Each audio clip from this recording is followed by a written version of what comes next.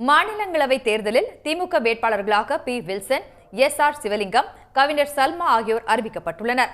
திமுக கூட்டணியில் மக்கள் நீதி மையத்திற்கு ஒதுக்கப்பட்டுள்ள ஒரு இடத்தில் போட்டியிடும் கமல்ஹாசனும் எம்பியாக உள்ளார். தமிழ்நாட்டில் காலியாகும் 6 மாநிலங்களவை உறுப்பினர் பதவிகளுக்கான தேர்தல் ஜூன் 19ஆம் தேதி நடைபெறவுள்ளது. இதற்கான வேட்புமனு தாக்கல் வரும் 2ஆம் தேதி தொடங்கவுள்ள நிலையில் திமுக சார்பில் பி. Wilson, SR. சிவலிங்கம், கவிஞர் சல்மா ஆகியோர் வேட்பாளர்களாக அறிவிக்கப்பட்டுள்ளனர். இதன் மூலம் தற்போதைய மாநிலங்களவை உறுப்பினரான பி. வில்சன் மீண்டும் எம்பியாவது உறுதியாகியுள்ளது. மூத்த வழக்கறிஞரான வில்சன் இந்தியாவின் கூடுதல் சொலிசிட்டர் ஜெனரலாகவும் தமிழ்நாடு கூடுதல் அட்வொகேட் ஜெனரலாகவும் பணியாற்றிய அனுபவம் கொண்டவர். முன்னாள் முதலமைச்சர் கலைஞர் நினைவிடத்தை மெரினாவில் அமைக்க சட்ட போராட்டம் நடத்தி வெற்றி பெற்ற வில்சன் 2019ஆம் ஆண்டு முதல் மாநிலங்களவை உறுப்பினராக உள்ளார். திமுகவின் மற்றொரு வேட்பாளரான எஸ்.ஆர். சிவலிங்கம் கட்சியின் சேலம் கிழக்கு மாவட்ட செயலாளராக உள்ளார். நீண்ட கால திமுக களப்பணியாளர்களில் ஒருவரான எஸ்.ஆர். சிவலிங்கம் 1989 மற்றும் 1996ஆம் ஆண்டுகளில் சட்டமன்ற உறுப்பினராக தேர்வானவர். கடந்த நாடாளுமன்ற தேர்தலின் போது கள்ளக்குறிச்சி தொகுதியில் போட்டியிடுவார் என எதிர்பார்க்கப்பட்ட நிலையில் தற்போது மாநிலங்களவை வேட்பாளராக அறிவிக்கப்பட்டுள்ளார்.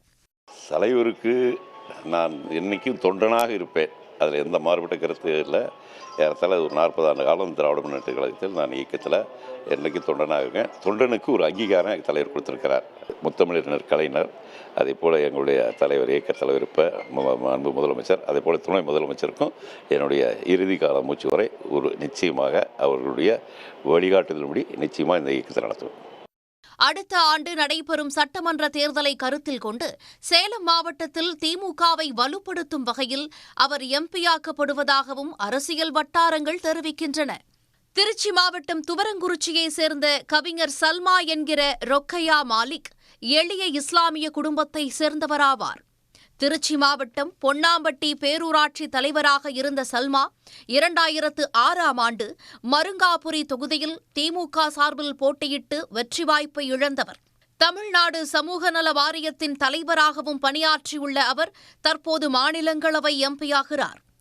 திராவிட முன்னேற்றக் கழகம் அப்படின்னாவே சமூக நலன், சமூக நீதி, பெண்களுக்கான விடுதலை அப்படின்னு இயங்கின ஒரு இயக்கம் தான், இயங்கிக்கிட்டு இருக்கக்கூடிய ஒரு இயக்கம் தான். இன்றைக்கி அப்படி தான் மிகப்பெரிய அளவுக்கு சமூக மாற்றத்தை பெண்களுடைய வாழ்க்கையிலே உருவாக்கியிருக்காங்க. பெண்கள் நலன் அப்படின்னு மட்டும் இல்லை, விளிம்புநிலை மக்கள் அவர்களுடைய வாழ்க்கை எல்லாத்துக்குமே திராவிட முன்னேற்றக் கழகம் தான் ஒரு மிகப்பெரிய ஒரு வாழ்க்கை மாற்றத்தை உருவாக்கியிருக்கு. அதனால் அந்த இயக்கத்தினுடைய தலைவருடைய குரலாக நான் இங்கே என்னுடைய பணியை நான் செய்வேன். திமுக மாநிலங்களவை உறுப்பினர் எம். அப்துல்லாவுக்கு மீண்டும் வாய்ப்பு வழங்கப்படாத நிலையில் சிறுபான்மை பிரிவை சேர்ந்த கவிஞர் சல்மா எம்பியாக உள்ளார்.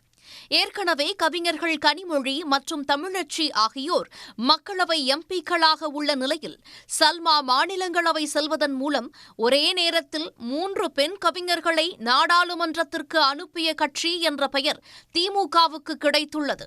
உடனுக்குடன் செய்திகளை தெரிந்து கொள்ள சன் நியூஸ் பெல் ஐகானை கிளிக் பண்ணுங்க.